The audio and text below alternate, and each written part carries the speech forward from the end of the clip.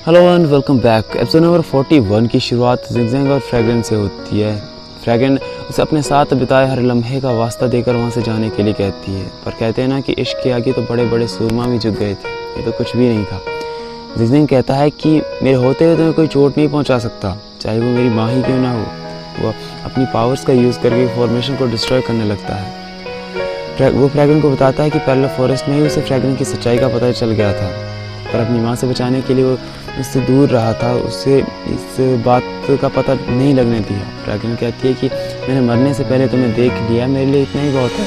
अब जिंगजैंग भी फॉर्मेशन को डिस्ट्रॉय कर देता है, पर फ्रैग्रेंस बेहोश हो जाती है।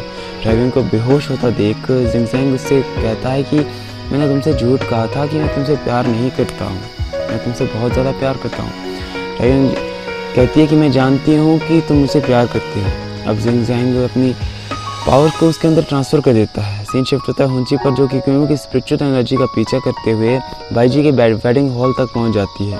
वहां क्यूमो की स्पिरिचुअल एनर्जी को देखकर बाईजी समझ जाता है कि हुंची यहाँ आने वाली है, इसलिए वो गूजन को सीक्रेट मैसेज भेज देता है, जिससे गूजन भी वेडिंग हॉल की ओर निकलने लगता है ताकि हुंची को बचा सके। वेडिंग हॉल में पहुँचते ही वो समझ जाती है कि बाईजू ही क्यूमो है, क्योंकि क्यूमो की स्पिरिचुअल स्ट्रेंथ के कारण बनी फायरफ्लाइज आकर वहाँ आके रुकी थी।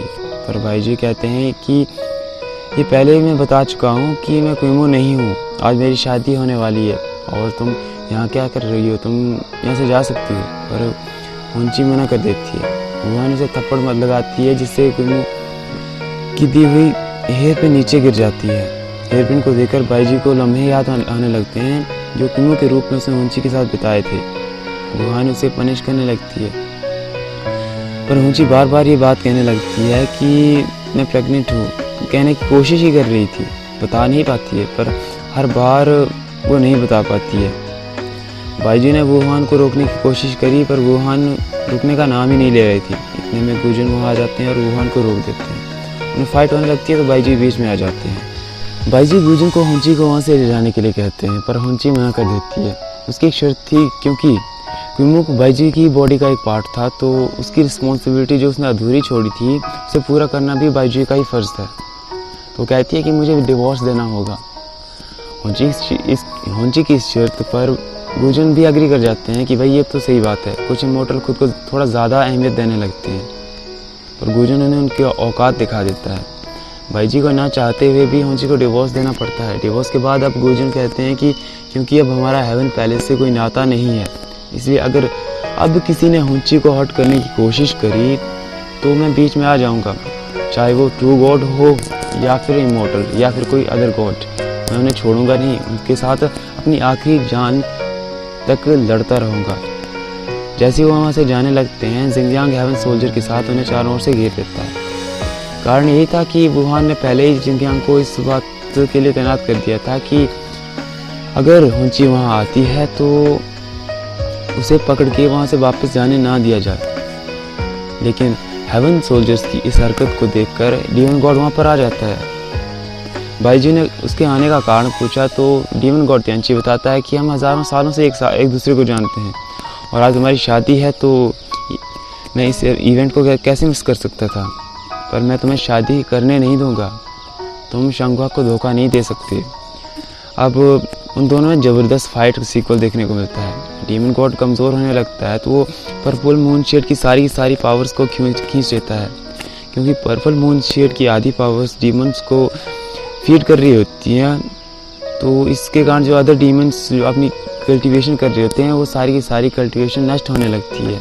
बाईजी डीमन गॉड को इस बात के लिए वार्न भी करते हैं, क्योंकि इससे demon God other demons including demon king उनकी सारी की सारी कल्टीवेशन नष्ट हो जाएगी, उन्हें मौत से भी ज़्यादा पीड़ा हो सकती है। लेकिन डीमन गॉड इस बात की परवाह नहीं करता है, वो सारी की सारी पावर को एब्जॉर्ब कर लेता है। जिंगजैंग भी ये सब देख रहा होता है और इसका उपाय खोजने निकलता है। साथ ही फ्रैग्रेंस को वापस क्विंची पैलेस जाने के लिए एक लेटर छोड़ देता है। वहाँ उन दोनों की फाइट के दौरान दोनों इशारों में कुछ बातें होती है, जिससे उनकी फाइट में की आक्रामकता कम हो जाती है। हुंची उन्हें रोकने के लिए उनके पास जाती है, पीछे से वुहान हुंची पर हमला कर देती है। हुंची पर हमला करने के कारण उसके बच्चे की जो स्पिरिचुअल वेन है वो कट जाती है, डीमन गॉड कहता है कि 60,000 साल पहले जो तुमने किया था, क्या तुम्हारा उससे मन नहीं भरा था? मैंने उसके लिए तुम्हें माफ़ भी नहीं किया था और तुमने अब एक और गलत कोशिश करी है। मैं तुम्हें छोड़ूंगा नहीं। डीमन की गॉड की इस बात को देखकर वुहान को वुहान पर शक होने लगता है। अब शक हो भी क्यों ना, क्योंकि वुहान ने वुहान की मास्टर यूमी की मौत का कारण डीमन गॉड को बताया था, लेकिन डीमन गॉड का कुछ और ही कहना था। वो डीमन गॉड से कहते हैं कि तुम कहना क्या चाहते हो? तो डीमन गॉड कहते हैं क्या तुम्हें सच्चाई का पता नहीं है?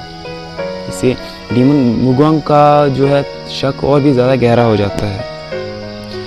इसके अलावा भी वुहान ने और भी काफ़ी ज़्यादा छानबीन करी थी जो कि वुहान के खिलाफ थी। वहाँ होंची पर किए हुए वार की वजह से उसके बच्चे की जो स्पिरिचुअल वैन है वो डैमेज हो चुकी थी, तो उसे बचाना मुश्किल था। डीमन गॉड कहता है कि इसे बचाया नहीं जा सकता, इवन एंसेस्टर गॉड भी इसे बचा नहीं सकते। पर गुजन आगे आते हैं और वो कहते हैं कि ये सब मेरी वजह से हुआ है और मैं इसे ठीक करके रहूँगा। वो मास्टर शंगुआ को सल्यूट करता है और कहता है कि मेरी बच्ची और उसके बच्चे का ख्याल रखना। जब आप जागेंगी तो उनके साथ अच्छे से बिहेव करना। यहाँ में कहानी का एक सबसे बड़ा फैक्ट सामने आता है, जो कि वो होता है कि गॉड ऑफ चाओस के ओरिजिनल बीइंग का सामने आना। गुजन ही गॉड ऑफ चाओस का ओरिजिनल बीइंग था। जब वो मास्टर शंगुआ अपनी पावर्स को ट्रिब्यूलेशन ऑफ गॉड्स के दौरान वर्ल्ड को बचाने के लिए यूज़ कर रही थी, तो वो सारी की सारी पावर गुजन के अंदर समा गई थी और 10,000 सालों तक गुजन उन्हीं पावर को कल्टीवेट करने में लगे हुए थे। अब गुजन अपनी सारी की सारी पावर्स को वापस उसके असली ओनर में ट्रांसफ़र कर देते हैं और ट्रांसफ़र करने के दौरान गुजन गायब हो जाता है और होंची का शरीर बहुत कमज़ोर था, जिसके कारण उसे बचाने के लिए बाइजी और तेंची आगे आते हैं और वो होंची को अपनी पावर्स को पूरी तरह से अब्जॉर्व करने से मना करते हैं, क्योंकि इससे उसकी जान भी जा सकती है। पर बाइजी के कारण उसके पिता ने अपनी जान दे दी थी, इसी कारण होंची उन्हें मना कर देती है और सारी की सारी पावर को अब्जॉर्व कर लेती है, साथ ही अपनी पावर का यूज़ करके उन्हें वहाँ से दूर फेंक देती है। अब वो अपनी तलवार को बुलाती है, जो कि उसी के बुलाने पर आ सकती थी। हज़ारों सालों से वो गायब थी और वो अचानक से प्रकट हो जाती है। वो अपनी तलवार का वार करके बाइजी को घायल कर देती है, जिसके कारण बाइजी घायल होकर गिरने लगते हैं। जिंगजाओ ने लेकर वहाँ से चली जाती है। होंची भी बेहोश हो जाती है, तो डीमन गॉड उसे अपने साथ ले जाकर डीमन रीजन में ले जाते हैं। वुहान डीमन गॉड के पीछे सैनिकों को भेजने की बात करती है, तो मुगांग उसे रोक लेता है और कहता है कि तुमने मुझसे झूठ कहा था। इवन 3 हेड फायर ड्रैगन ने भी कन्फेस कर लिया है और बीशी की मौत का राज भी खैर एक दिन नज़र आ ही जाएगा।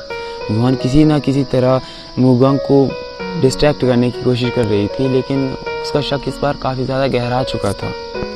वो उस पर विश्वास नहीं कर रहा था। इतने में जिंगजैंग बॉर्डर पर जाकर एक नकली आक्रमण का संकेत मुगांग तक पहुंचाता है। अब किंग को इस बात पर शक होने लगता है, क्योंकि कुछ देर पहले डीमन गॉड ने पर्पल मून शेड से सारी की सारी डीमन एनर्जी को खींच लिया था, जिसके कारण सारे के सारे डीमंस पावरलेस हो चुके थे। तो इस आक्रमण इतने जोरदार आक्रमण की कोई पॉसिबिलिटी नहीं थी, इसलिए वो खुद वहाँ जाकर इस बात का जायज़ा लेने का डिसाइड कर लेता है। अब इसके बाद सीन शिफ्ट होता है डीमन रीजन में, जहाँ पर तेंची होंची को लेकर पहुँचता है। साथ ही वो जाइन को फ्रैगनेट को लाने के लिए भेजता है, ताकि होंची का अच्छे से ख्याल रखा जा सके। यहीं पे एपिसोड नंबर 41 समाप्त होता है। आगे का एपिसोड देखने के लिए चैनल को सब्सक्राइब करना ना भूलें।